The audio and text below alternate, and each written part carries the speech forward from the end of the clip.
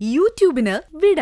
സൂര്യയിലെ എല്ലാ പരമ്പരകളും സംരക്ഷണത്തിന് ശേഷം തികച്ചും സൗജന്യമായി സൺ നെക്സ്റ്റ് ആപ്പ് ഡൗൺലോഡ് ചെയ്യൂ. കണ്ടാസ്വദിക്കാം നിങ്ങളുടെ പ്രിയ പരമ്പരകൾ.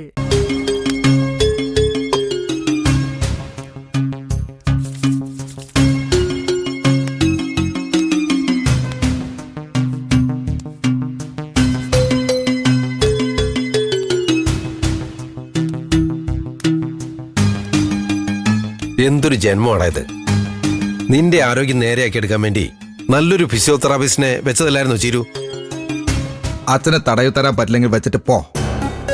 എനിക്കൊരു ഫിസിയോതെറാപ്പിസ്റ്റിനെ വെച്ച് എന്നാൽ എന്റെ ഭാര്യയ്ക്ക് എന്തു ആവാന്നാ അവള് വിചാരിച്ചിരിക്കുന്നത്.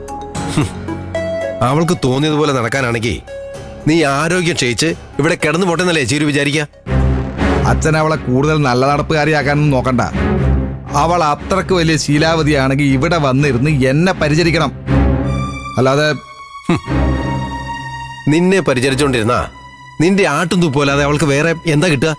ചിരുവിനെ അവളുടെ കുഞ്ഞുങ്ങളെ വളർത്തണ്ടേ? നിന്റെ ചികിത്സയ്ക്കും മരുന്നിനും കാശ് വേണ്ടേ?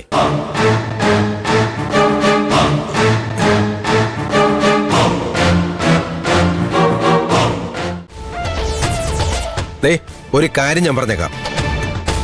നീ വീണ്ടും ചീരുവിന്റെ ഓഫീസിൽ പോയി പ്രശ്നം ഉണ്ടാക്കി അവളുടെ നല്ല ജോലി കളഞ്ഞാ വീട്ടു ജോലിക്ക് പോയിട്ടാണെങ്കിലും അവൾ അവളുടെ കുഞ്ഞുങ്ങളെ നോക്കും.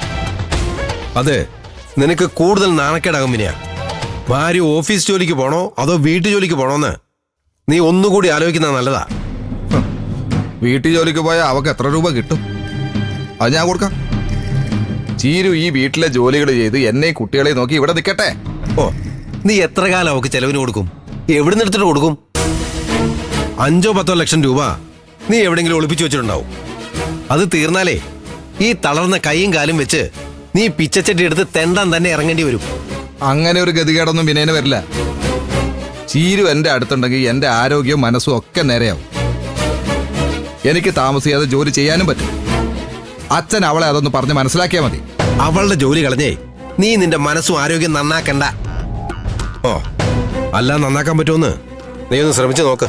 അതാ എല്ലാവർക്കും നല്ലത്. നിങ്ങളും അവളും ഒറ്റക്കെട്ടാണെന്ന് എനിക്കറിയാം.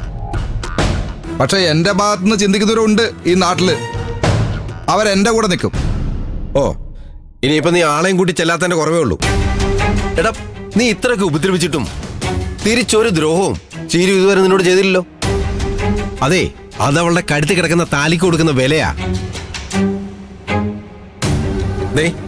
സഖി കെട്ട് അവളത് ഊരി വെക്കാൻ തീരുമാനിച്ച പിന്നെ നീ അവളുടെ മുമ്പിൽ വെറും ഒരു ക്രിമിനലാ. നീ ചെയ്തു കൂട്ടിയ അക്രമങ്ങളെല്ലാം കാണിച്ച് ചീരു പോലീസിലൊരു പരാതി കൊടുത്താ അതോടെ തീരും നിന്റെ എല്ലാ നികളിപ്പും. കൊടുക്കട്ടെ, പോലീസിൽ പരാതി കൊടുത്ത് അവൾ എന്നെ ജയിലിൽ അടക്കട്ടെ. എനിക്ക് ഇവിടെ കിടക്കുന്നതും ജയിലിൽ കിടക്കുന്നതും ഒക്കെ ഒരുപോലെ തന്നെയാ. അവിടെ ആവുമ്പോ ഭാര്യ കെട്ടിയൊരുങ്ങി പോകുന്നത് കാണാതെ കഴിയാലോ. അത് അവക്ക് സൗകര്യമാണല്ലോ. പക്ഷേ അഴിയെണ്ണാൻ പോകുന്ന അവസാന നിമിഷം വരെ അവളുടെ പുറകെ ഞാനുണ്ടാവും. എന്നെ അനുസരിക്കാത്ത എന്റെ ഭാര്യയെ സ്വസ്ഥമായി ജീവിക്കാൻ ഞാൻ വിടുമെന്ന് ആരും കരുതണ്ട. അവളുടെ വീട്ടുകാർക്ക് പോലും അവളൊരു തലവേദനയാകാൻ പോകുന്ന അവസ്ഥ ഈ വിനയൻ ഉണ്ടാക്കി വെക്കും.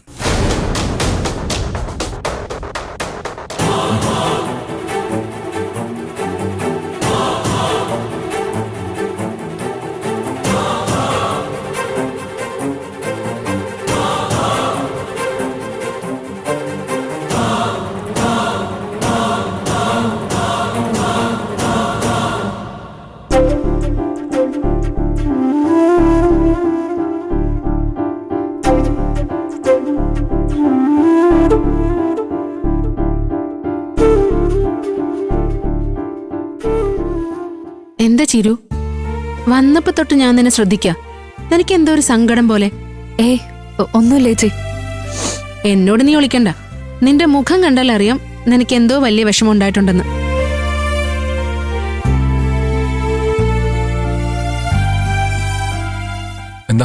എന്തിനാ ചിരു കരയുന്നേ? അറിയില്ല രഘുവേട്ടാ, ചോദിച്ചിട്ടൊന്നും പറയുന്നുമില്ല. ഇന്ന് അയാൾ ഓഫീസിൽ വന്നായിരുന്നു. ആര്? വിനയനോ? അതെ. എന്നിട്ട് എന്നിട്ട് എന്താ ഉണ്ടായെന്ന് ഊഹിക്കാലോ. എല്ലാവരുടെയും മുന്നിൽ വെച്ച് അയാൾ എന്നെ ഒരുപാട് അപമാനിച്ചു. അച്ഛനെ ഇതൊന്നും അറിയിക്കണ്ടെന്ന് കരുതിയാ ഞാനൊന്നും പറയാതിരുന്നത്. അതെന്തായാലും നന്നായി. അല്ലെങ്കിലേ അച്ഛനാകെ ടെൻഷനില്ല. ഇനിയിപ്പോ ഇതുകൂടി അറിഞ്ഞാ അച്ഛനാകെ വിഷമാവും. നിന്നെ ഓർത്ത ചീരു, ഞങ്ങൾ ഓരോ കാര്യം വരുമ്പോഴും വിനയനോട് ക്ഷമിക്കുന്നേ. ഇതിപ്പോ പരുതി വിട്ടു കഴിഞ്ഞു. അതെ, ഇനി അവനോട് യാതൊരു ദയയുടെ ആവശ്യമില്ല. അതുകൊണ്ടൊന്നും ഒരു കാര്യമില്ല. അയാൾ ഒരിക്കലും നന്നാവില്ല. അയാളെ സ്നേഹിക്കുന്നവരെല്ലാം വേദനിപ്പിക്കണം എന്നുള്ള വാശി അയാൾക്ക്. എന്റെ കുഞ്ഞുങ്ങളുടെ അച്ഛനാണെന്ന് കരുതി ഞാൻ എല്ലാം സഹിച്ചു ക്ഷമിച്ചു. പക്ഷെ ഇത് ഒരു രീതിയിൽ എന്നെ ജീവിക്കാൻ സമ്മതിക്കില്ല എന്നുള്ള പോലെ.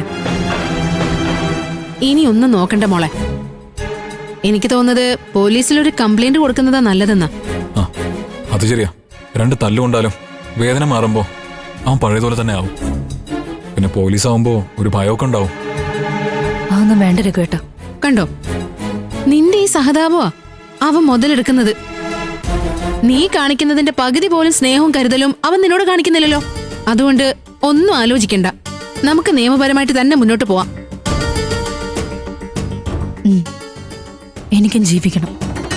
എന്റെ മക്കളെ പൊന്നുപോലെ വളർത്തണം. അത് മാത്രമേ ഇപ്പൊ എന്റെ മനസ്സിലുള്ളൂ. പക്ഷെ അതിനും അനുവദിക്കാതെ ഇങ്ങനെ തുടർന്നോ? നിങ്ങൾ പറഞ്ഞതുപോലെ തന്നെ ഞാനും ചിന്തിക്കും. അതെ മോളെ, ഇനി നീ ധൈര്യം കാണിക്കണം. നീ യാതൊരു തെറ്റും ചെയ്യാത്തിടത്തോളം ആരെയും പേടിക്കേണ്ട കാര്യമൊന്നുമില്ല. അതെ ചീരു, ഞങ്ങളെല്ലാരും നിനക്കൊപ്പം തന്നെ ഉണ്ട്. നീ ധൈര്യമായിട്ടിരിക്കുക.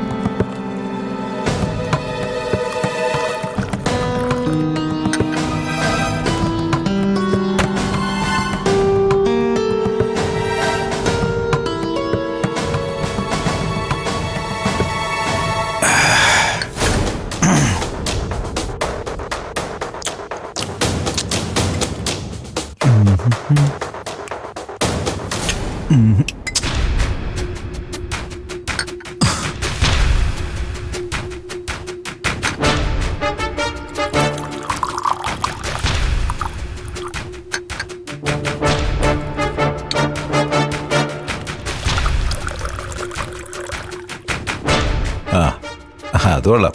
അങ്ങനെ വഴിക്ക് വാ.